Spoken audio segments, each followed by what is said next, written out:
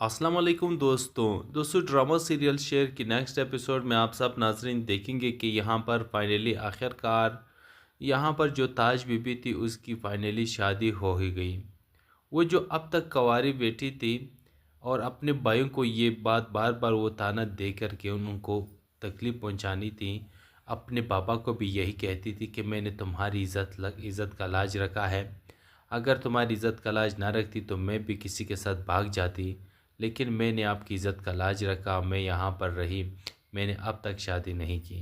हालांकि मैं बूढ़ी भी हो चुकी हूँ, मेरी शादी की उम्र भी अब निकल चुकी है, लेकिन फिर भी मैंने शादी नहीं की। सिर्फ़ और सिर्फ आपकी वजह से आपकी इज़्ज़त के लाज रखा है।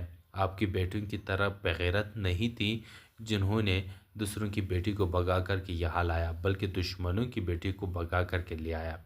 मेरी मंगनी यहाँ पर शाहज़मान के साथ हो गई थी। शाहज़मान अगर मैं चाहती तो शाहज़मान के साथ मैं भाग जाती, लेकिन मैंने शाहज़मान को ठुकराया। मैं ना भागी ना किसी और के साथ शादी का सोचा, सिर्फ़ और सिर्फ आपकी इज़्ज़त का सोचा है।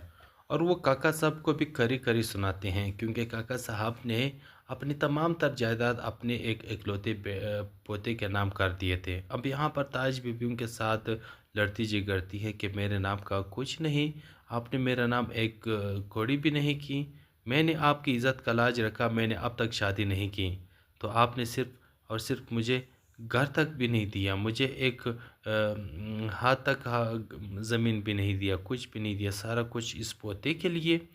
तो काका साहब भी कहते हैं तो आपको भी शादी कर लेनी चाहिए थी, बच्चे पैदा कर लेने चाहिए थे, ताकि आपका भी कोई वारिस होता ना।